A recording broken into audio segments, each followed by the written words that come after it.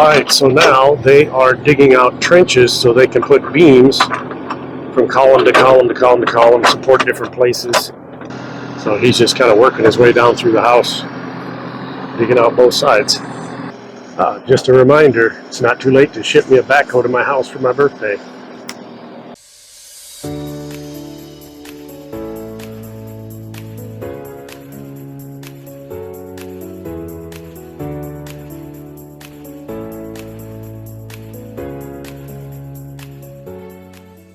As you can see over here, they're still working on the steel for the beam on top of the wall here to tie everything together.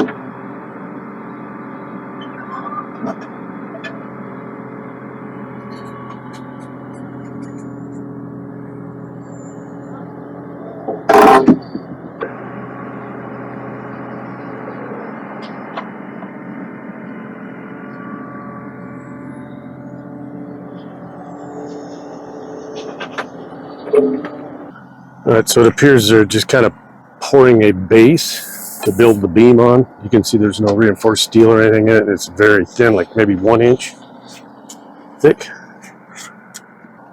The beam will be what holds the weight, so I'm not real worried about this piece. As you can see, they didn't even spike the boards in, they just threw them down there. These guys over here are now starting to form up the top beam for the wall.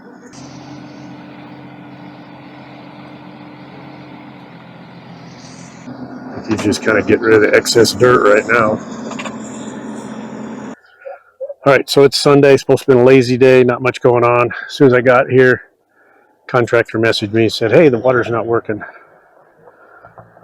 So long story short, we had to pull the well, and Duke's guys helped me out, but we pulled the well out because it wasn't pumping, the motor wasn't running. I was afraid it was burn up, but whatever. We pulled it out, laid it on the ground, looped the pipe back around here, wired it back up, and it would run.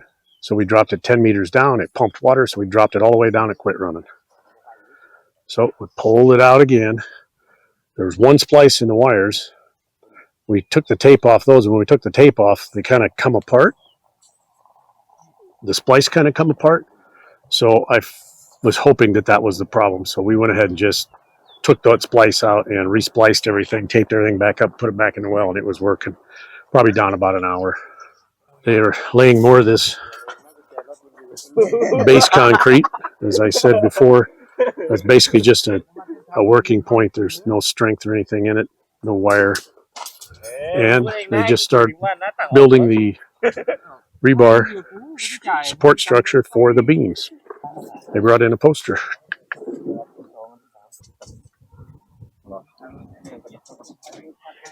And as I mentioned a few videos back, we gave them a down payment on this. Once they get done with this wall, then we got to give them some more money. So they'll finish this as quickly as possible before they move on. And my truck's parked over here because I was working on that well earlier, but I'm going to move it back over there in my shade. Okay, a little viewer feedback from a couple videos back where I talked about these. Let me pull this up here. Sarin Leningen and Firewhite 1944 tell me that these are called a rebar chair. I didn't know what the name of them were, but that's what they're referred to. If you're ever asking or Need to talk about them. Rebar chair. I think I called them a concrete biscuit. And Stewart Park 2933, I think it was.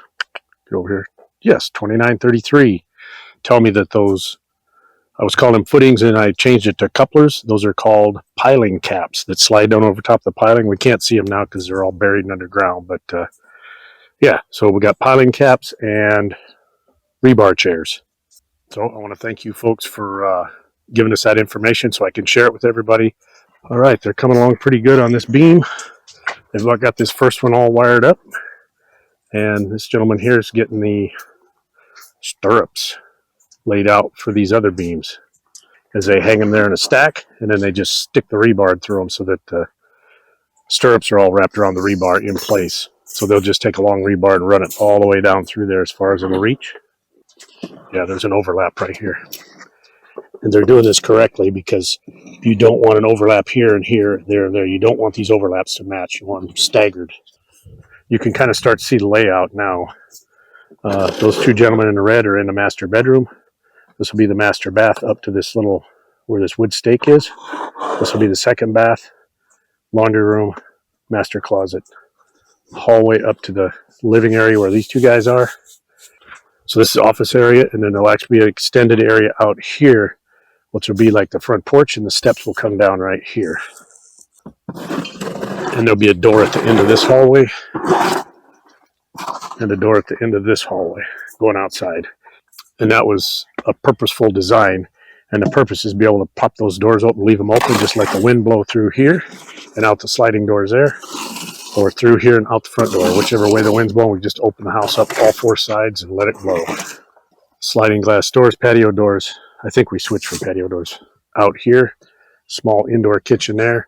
And as I mentioned earlier, we'll have on that far side by the well, 2-meter wall, half wall, 4-meter half wall, which will come out about halfway between here. And that'll be a half wall with a countertop running straight down this side. So we'll kind of have an outdoor kitchen area there and an indoor kitchen here. So it's about 33 degrees out today, which is about 91, 92 degrees, I think, Fahrenheit. A little bit of breeze, so it's pretty nice in the Salah.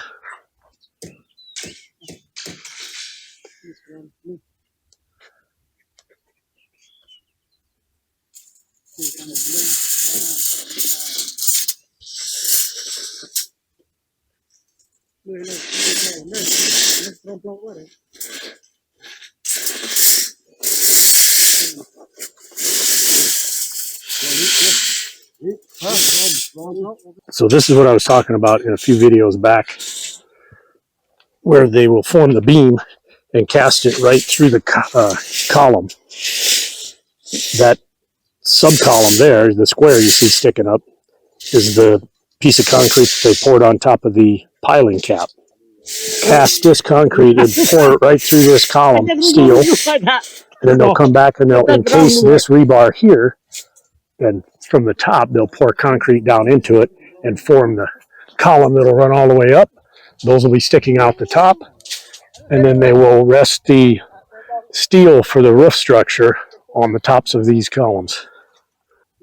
So here's one of those concrete biscuits, better known as rebar chairs, at work.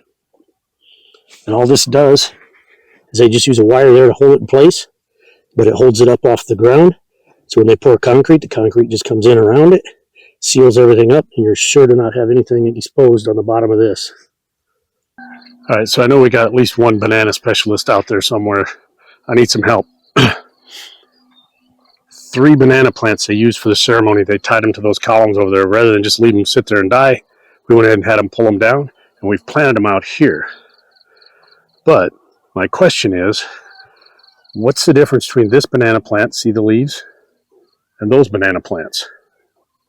I think they call them suckers. And they're basically, they won't bear fruit. They just waste water and minerals from the main plant. So I'm wondering if this is one of those suckers, or is it just a different species of banana? So if anybody can help me out with that, I would appreciate it. When I bought those 3 palms over there, those are the big, tall Pattaya Beach coconut palms. I bought 4 of them. those, just in case one of those didn't make the transplant, they all look healthy. They're still growing. They're getting new sprouts on them.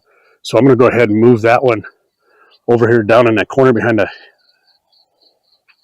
the guava tree near those hay bales this morning. I'm going to plant it right there. So I surmised that it was going to be a slow day today for me here. Just making rebar and whatnot. Nothing exciting like pouring concrete or something like that. So we took advantage of the day. We ran up Siskiyou. We had some things we needed to do. Sompit needed to get her Thailand driver's license. So we got that taken care of. We had to stop at Thai Watsadu and inquire about some stuff for our water system and picked up a few items. But we just got back. It's almost 4 o'clock. All guys look like they have formed this up. These guys just been tying rebar all day long. Looks like, anyhow. They got quite a bit done, though. So I'm going to say by tomorrow they'll have the rebar all done for sure. And then form it up and probably pour tomorrow afternoon or the following day. But again, this is a 25 centimeter drop from the house, so that's why this is stepped down here. They dropped rebar down into the top of the pilings, and then they brought it up and welded it here. That will keep the beam from shifting. Morning walkthrough. Been here probably an hour already, I guess. Haven't walked around. Let them get started.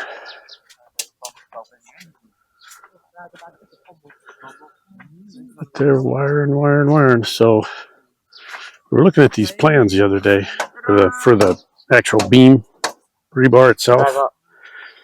So everywhere there's a load on the top of the beam, like at a column, they'll have 3 bars here. Those extend out to here. There's an overlap down here.